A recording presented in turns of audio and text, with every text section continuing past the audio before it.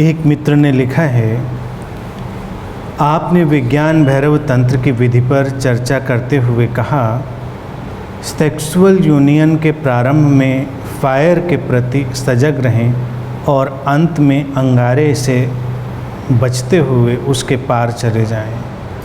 जब आप इस पर बात कर रहे थे तो आपको सुनते हुए मेरे स्वाधिष्ठान चक्र पर तीव्र ऊर्जा के स्पंदन होने लगे और मेरे अंदर विचार आया कि सेक्सुअल यूनियन के मध्य सजग होने के लिए क्या हमें अपनी सांसों के प्रति सजग होना अनिवार्य नहीं है। हमारी सांसें बहुत महत्वपूर्ण हैं। सांसों का हमारे व्यक्तित्व से और हमारे मनोभावों से पूरा रिश्ता है। जैसी भी भावदशा होती है उसके अनुसार हमारी सांसें चलने लगती हैं। तो सांसें एक महत्वपूर्ण विषय हैं। क्रोध में अलग किस्म की सांसें चलती हैं। व्यक्ति जब काम भावना से भरा है तो अलग किस्म की सांसें चलती हैं। इस तरह से अगर हम ऑब्जर्व करेंगे, बहुत सजग होकर देखेंगे तो हर भाव दशा में बारीक रूप से, सूक्ष्म रूप से सांसों का पैटर्न बदलता है। जब व्यक्ति बहुत शांत है तो सांसें भी बहुत ही स्थिर और शांत होती हैं। और हम सांसों को बदल कर, मैनिपुलेट करके भी अपने मनोभावों पर और अपनी आंतरिक व्यवस्था और आंतरिक ऊर्जा पर चोट कर सकते हैं। योग में प्राणायाम का जितना भी उपाय है वो सांसों को अलग ढंग से व्यवस्थित करके एक अलग तरह की मनोदशा और ऊर्जा की दशा निर्मित करने के लिए ही है। लंबे अनुभव से देखा गया कि अगर आप एक खास ढंग की सांस लेते हैं तो आपके अंदर एक खास ढंग का भाव पैदा हो जाता है, या आपके अंदर एक खास ढंग का भाव है तो आपकी सांसें अलग तरह की हो जाती हैं। एक व्यक्ति जो निराशा और अवसाद से भरा है उसकी सांसें अलग होंगी, और एक व्यक्ति जो उत्साह और आशा से भरा है उसकी सांसें अलग होंगी। तो इन सबको लंबे समय से जब ऑब्जर्व किया गया तो पूरा एक योग और तंत्र का विधियों का एक पूरा सिस्टम पैदा हुआ। तंत्र भी बहुत सारी बातें करता है, लेकिन वो प्राणायाम जैसी विधियां नहीं सुझाता। वो ये नहीं कहता कि हम सांसों को ज़बरदस्ती मैनिपुलेट करें। इसीलिए विज्ञान भैरव तंत्र की इस विधि में जो बात आई वो आई अवधान देने की, ध्यान देने की। वो कहते हैं कि सेक्सुअल यूनियन के प्रारंभ में जो अग्नि पैदा होती उस पर अवधान दो। अब अगर आप ध्यान देंगे तो आपकी सांसें व्यवस्थित होने लगेंगी। जब भी हम कहीं ध्यान देते हैं अपनी किसी भी भाव दशा पर तो सांसों की जो अराजकता है, उनका जो केओस है वो लयबद्ध होने लगता है। लेकिन अगर कोई प्रयोग करना चाहे तो सांसों को लयबद्ध करने का प्रयास भी कर सकता है। लेकिन अगर आप लयबद्ध बनाने पर जोर डालते हैं तो ये एक किस्म का हस्तक्षेप भी होता है और ये तनाव भी पैदा कर सकता है। लेकिन अगर सांसों को लयबद्ध किया जा सके तो तुम्हारे अंदर का जो उत्ताप है, बेचैनी है या फीवर है वो नहीं होगा। काम कृत्य में, सेक्सुअल यूनियन में जो सबसे लोगों का अटकाव बना रहा और जिससे सारे धार्मिक लोग विचलित रहे वो यही है कि वो व्यक्ति को अपने साथ बहा ले जाता है। व्यक्ति उसके साथ अपनी सजगता के साथ नहीं बना रह पाता, इसीलिए जोड़ा गया उसमें अवधान, ध्यान। लेकिन अगर सांसों पर अपने ध्यान का अभ्यास व्यक्ति पहले से ही कर रहा है और किसी भी भाव दशा में, काम कृत्य तो एक भाव दशा है, क्रोध भी आ रहा हो तो हम देखेंगे क्रोध में भी सांसें उखड़ रही हैं व्यक्ति की, सांसें तेजी से लेने लगा है। और अगर वो तुरंत अपनी सांसों पर अपने ध्यान को ले जाए, उसका क्रोध शांत होने लगेगा। वो उतना क्रोध नहीं कर पाएगा जितना उससे अपेक्षित था। सांसें धौंकने का काम करती हैं, जो आग को तेज करती हैं। जैसे आपने आग जलाई हो और उसमें हवा दे रहे हो, तो उसको थोड़ा सा धौंकने की तरह, धौंकनी समझते होंगे, जो या पंखा देना, हवा देना आग को, तो सांसें बस उसी तरह हैं। आप उनको तेज करेंगे, आपके अंदर की ऊर्जा जागृत होने लगेगी, जलने लगेगी। अब जिस भी भाव दशा में आप सांसों को तीव्र बनाएंगे, उस भाव दशा में ऊर्जा बहने लगेगी। क्रोध की दशा में अगर सांसों को आप बहुत तेज कर दें तो क्रोध जलने लगेगा। काम की दशा में सांसों को आप बहुत तेज कर दें तो काम भावना जलने लगेगी। वो सचेतन ढंग से किया गया प्रयोग है। जैसे हम लोग सेल्फ रिमेम्बरिंग मेडिटेशन SRM में करते हैं सांसों का उपयोग, तो वो नियंत्रित है। आपका उद्देश्य बिल्कुल फ़र्क है।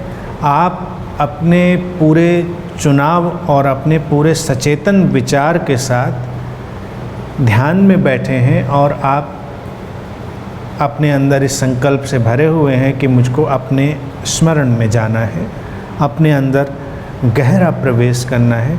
तो जब वो सांसों की चोट पड़ेगी तो वो आपकी उस भावना को सक्रिय कर देगी, आप और गहरे जा पाएंगे। तो ये महत्वपूर्ण है कि हम अपनी ऊर्जा के बहाव को समझें। स्वादिष्ठान चक्र पर जो हलचल और स्पंदन अनुभव हुआ वो बिल्कुल ठीक है, क्योंकि ये हमारे जीवन ऊर्जा से जुड़े हुए केंद्र हैं और प्राकृतिक रूप से सक्रिय हैं। आप किसी भी भाव के अतिरेक में हो, एक्सट्रीम पे हो, वो पॉजिटिव हो या नेगेटिव हो, आपको सबसे पहला धक्का अपने हारा सेंटर पर लगेगा, नाभि केंद्र पर। खट से आपको लगेगा कुछ हुआ, क्योंकि वो जीवन ऊर्जा से जुड़ा हुआ केंद्र है। आप बहुत खुश होंगे, अचानक आपके नाभि केंद्र पर एक स्पंदन, सेंसेशन शुरू हो जाएगा। आप बहुत दुखी होंगे, लगेगा कुछ पेट में डूब रहा है, सिंक हो रहा है। वो जीवन ऊर्जा का केंद्र है। हम शारीरिक रूप से भी उससे जुड़े थे, लेकिन हम कॉस्मिक रूप में भी अभी भी इस जगत से उन केंद्रों के माध्यम से जुड़े हुए हैं।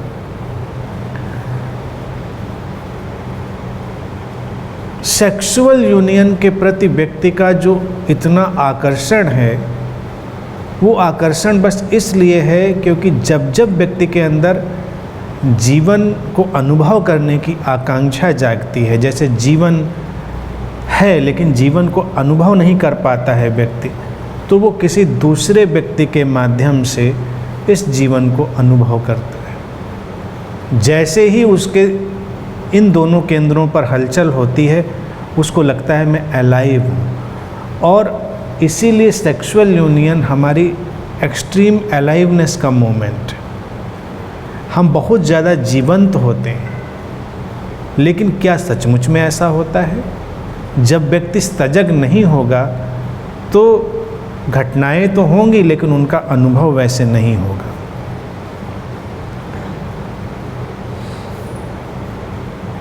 ऊर्जाओं का संतुलन अगर पैदा हो तो बड़ा ही खूबसूरत ढंग पैदा होता है। जैसे हनुमान का जिक्र किया, सिंबल का, तो भारतीय दर्शन इतना इंट्रिकेट, इतना खूबसूरत है कि वो प्रतीकों और कथाओं के माध्यम से इतनी बातें कह देता है जितनी समझाना वैसे तो मुश्किल हो, और कथाएं कह देने से बात बस जाती है मन में और चलती रहती है। हनुमान का प्रतीक ऐसा ही गढ़ा हुआ एक प्रतीक है। वो कोई एंटिटी, कोई देवता नहीं।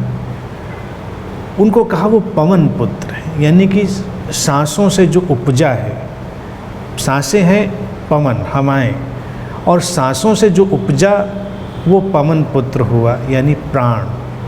सांसें हमारे प्राण का कैरियर हैं, वाहक हैं। तो सांसों से ही जीवन चलता है। सांसें रुक जाएं जीवन थम जाता है। सांसें चलती रहती हैं तो जीवन चलता रहता है। शरीर में जीवन है, इसकी पहचान अगर करनी होती है तो यही तो हम देखते हैं कि सांसें चल रही हैं। और सांसें क्या कर रही हैं? सांसें केवल हवा लाने जाने का काम नहीं कर रही हैं, सांसें अपने साथ प्राण ऊर्जा को ला रही हैं। वो जो प्राण ऊर्जा है वो हमको संचालित कर रही है, वो हमको जिंदा रखे हुए हैं। हर व्यक्ति अलग अलग स्तर की प्राण ऊर्जाओं से भरा हुआ है। तो हनुमान का प्रतीक जो गढ़ा गया, उसको कहा गया कि वो राम के भक्त हैं, प्रेमी हैं, दास हैं। यानी कि प्राण ही हमारी चेतना को अनुभव करने का एक माध्यम है। अगर प्राण ही ना हो तो काहे का राम, काहे का रावण, काहे के हम हैं तो जीवन है, और हम हैं इसलिए कि प्राण है। तो माइथोलॉजिकल अगर चीज़ों में जाएंगे तो देखेंगे हनुमान को अमर कहा गया है।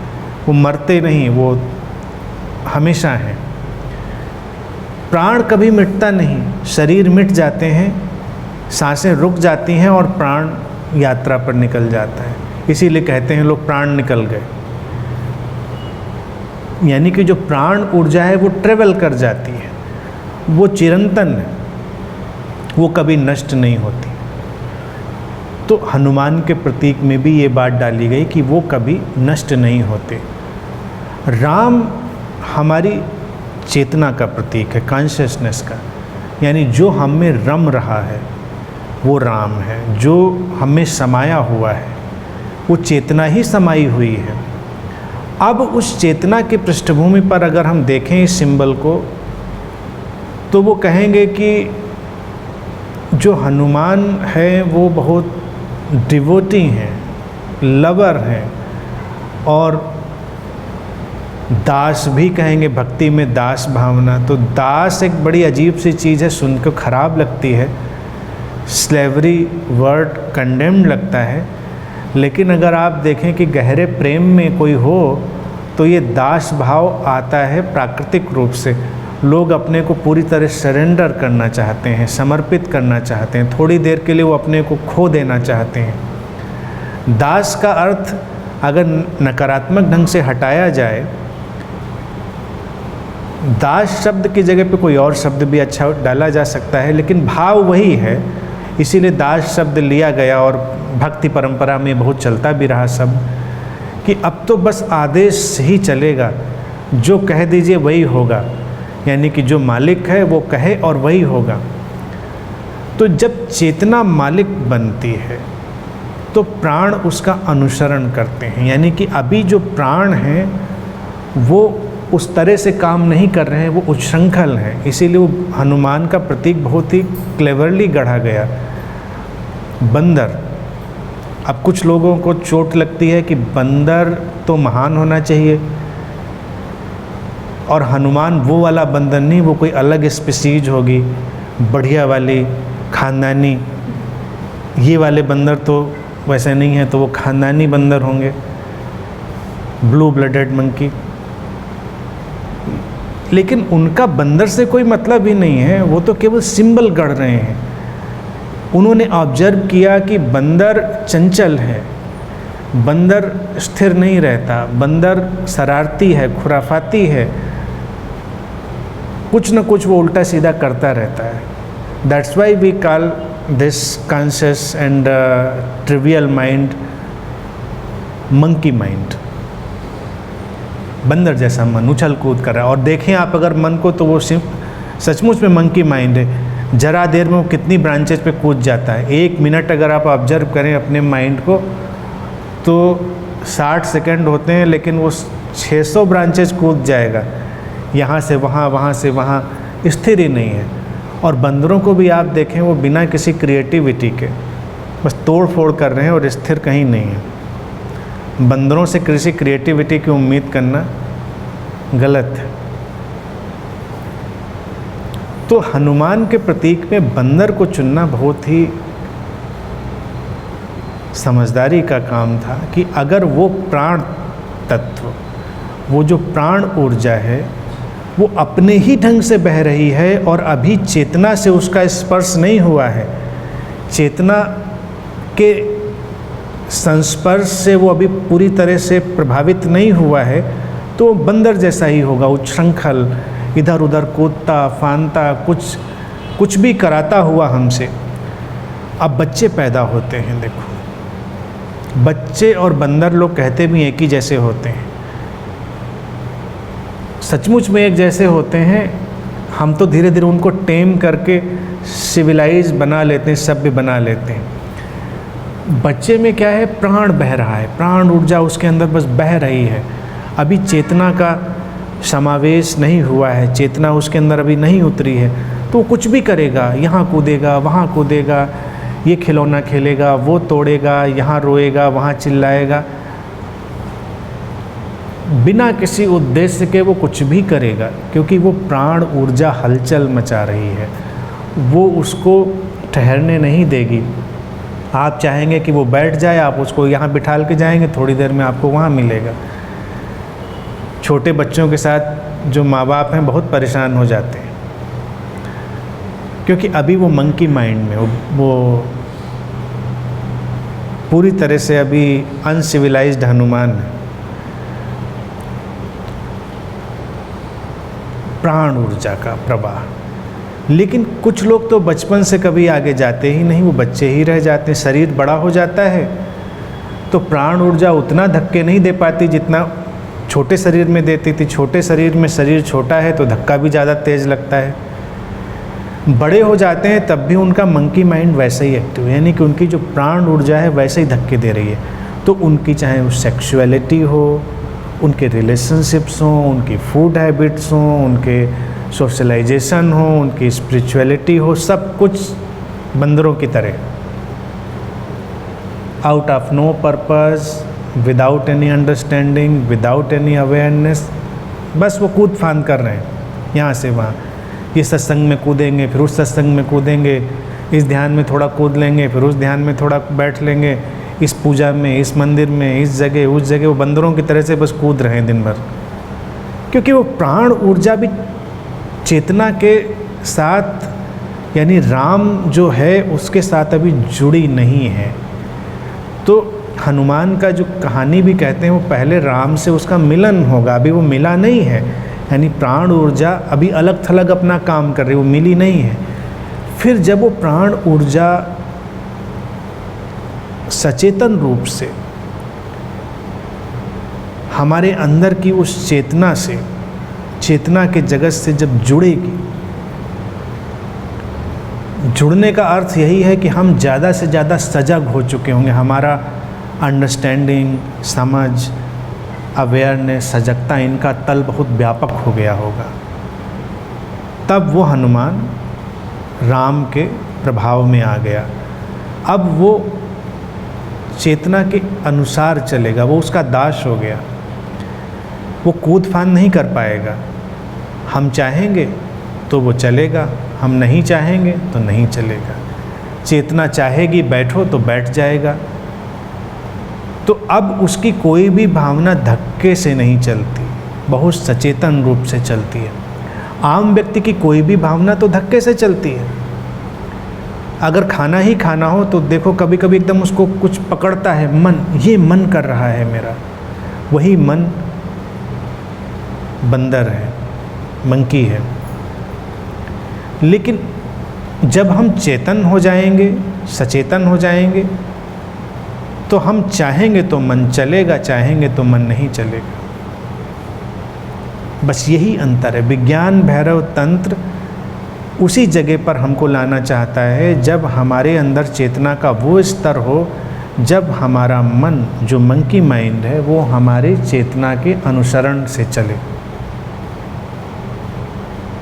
सेक्सुअल यूनियन का जो उन्होंने उपयोग किया वो भी इसीलिए किया क्योंकि सबसे ज़्यादा जो मंकी माइंड है वो उसी में एक्टिव होता है। मनोवैज्ञानिक कहते हैं कि आम व्यक्ति हर मिनट में एवरेज, वो कहते हैं 1-2 बार 3 बार किसी न किसी तरह के सेक्सुअल थॉट से गुजरता है। वो किसी भी तरह के विचार हो सकते हैं। खाने के विचारों से गुजरता है, कुछ खाना है, अभी खा पी कर बैठा है लेकिन फिर भी। तो फूड एंड सेक्स, और सेक्स एंड फूड ये दोनों मिले जुले हैं। इस पर भी जब काम किया तब लोगों को नज़र आया कि ये तो बात बिल्कुल ठीक है। अब बच्चा जब माँ के पेट से जुड़ा है गर्भनाल से, तब देखिए क्या है, वो वहाँ से नरिशमेंट ले रहा है, भोजन ले रहा है, वो उसके जीवन को संचालित करेगा। तो जो लोग ब्रह्मचर्य पर काम करते रहे, उन्होंने उपवास पर बहुत काम किया। उनको लगा कि अगर व्यक्ति उपवास रखे तो उसकी काम ऊर्जा क्षीण होने लगती है, लेकिन जब वो उपवास से लौटेगा तो फिर काम ऊर्जा लौट आएगी। अगर व्यक्ति को कई दिन तक भूखा रखा जाए, भोजन न दिया जाए, तो उसका सारी काम भावना धीरे धीरे क्षीण हो जाएगी, ख़त्म हो जाएगी। इस पर कई मनोवैज्ञानिक प्रयोग किए गए। लेकिन जैसे ही उसको भोजन दिया जाएगा, सारी काम भावना उसकी लौटने लगेगी, क्योंकि जो काम भावना है वो हमारे जीवन की ऊर्जा से जुड़ी है, भोजन से, प्राण से। तो भोजन और सेक्सुअलिटी और स्वादिष्ठान चक्र और ये मूलाधार चक्र और ये प्रेम, ये घृणा, ये संतुलन, भक्ति, ये सब आपस में जुड़े हुए हैं। तुम देखो, जब हम किसी से प्रेम करते हैं, प्रेम का मतलब क्या है? उसके जीवन का सम्मान। तो उसको कुछ न कुछ खिलाना चाहते हैं, अर्थात उसको जिंदा रखना चाहते हैं। भोजन जीवन से जुड़ा है, तो आप जिंदा रखना चाहते हैं उसको। और किसी से आप नाराज़ हो जाएं, झगड़ा हो जाए, तो सबसे पहला काम आप करेंगे, उसको भोजन नहीं देंगे। घरों में भी झगड़ा हो, खाना नहीं बनेगा। अर्थात आप चोट कर रहे हैं उसके जीवन पर। आप एकदम से तो उसको गोली नहीं मार सकते, कभी कभी लोग मार भी देते हैं, लेकिन लोग अभी घरों में सिविलाइज्ड हैं, उनका जो बंदर है अभी उतना बंदर नहीं हुआ है कि पूरी तरह से अपना काम करे, तो वो बस उछल कूद करता है। जैसे ही भोजन रोकते हैं आप, तो आप पहला संदेश यही देते हैं कि तुम्हारे जीवन को मैं ख़त्म करना चाहता हूँ। यानी कि अगर तुमको नरिशमेंट नहीं मिलेगा लंबे वक्त, तो तुम मर जाओगे। और हमने एक उसका सैंपल दिया है कि ये थ्रेट है, ये एक चेतावनी है। इसी तरह से जब कोई अजनबी व्यक्ति भी हो या हमारा मित्र हो, हम उसका सम्मान करना चाहते हैं, तो हम भोजन, वो खाए ना खाए, हम भोजन परोसना चाहते हैं। जीवन के सम्मान में भोजन आता ही आता है। और जब आप सम्मान नहीं करेंगे जीवन का, तो आप कहेंगे मुझसे क्या लेना देना। यानी कि अब आपको इससे रुचि नहीं है कि व्यक्ति जीता है कि मरता है। कई जगह परंपरा है, भक्ति मार्ग में आप देखें लोग 56 भोग लगाते हैं। बड़ा कोई पेटू टाइप का व्यक्ति हो तो 56 कटोरियाँ खा पाएगा, लेकिन लगाने वाले का केवल भाव है, उसका केवल भाव है कि वो ज़्यादा से ज़्यादा समर्पित करना चाहता है, उसके जीवन का सम्मान करना चाहता है। तो कई जगह लोग तार्किक रूप से ये तर्क भी देते हैं कि ये सब फिजूल खर्ची है, 56 भोग का क्या मतलब है। मेरा कहना है कि भाव के तल से सब ठीक है, फिजूल खर्ची भी ठीक है, भाव के तल से कभी कभी करनी भी चाहिए। आप उससे केवल प्रदर्शित करते हैं अपना जीवन के प्रति सम्मान। तो ये सब चीज़ें जुड़ी हुई हैं आपस में। हमारे ये सिंबल भी बिल्कुल समझने जैसे हैं, जिसकी हमने चर्चा करी। और जब एक बार आप उनको समझ लेंगे तो अपने रिलीजियस कर्मकांडों और अंधविश्वासों से मुक्त हो जाएंगे। इनको समझ लेंगे तो पार हो जाएंगे, अटकेंगे तो बंदर के बंदर रह जाएंगे। फिर डार्विन बाबा से आगे जाने का कोई उपाय नहीं। समझेंगे तो आगे जाएंगे कि क्या है चीज़। और विज्ञान भैरव तंत्र यही कह रहा है कि अवधान को लाओ, ध्यान को। जब उस सेक्सुअल यूनियन के शुरुआत में ध्यान को लाओगे तो एक नई चीज़ प्रवेश करेगी। उस नई चीज़ की कल्पना भी अभी हम नहीं कर सकते। तो जो अनुभव घटा, जो विचार आए, वो बड़े प्रासंगिक और मूल्यवान थे।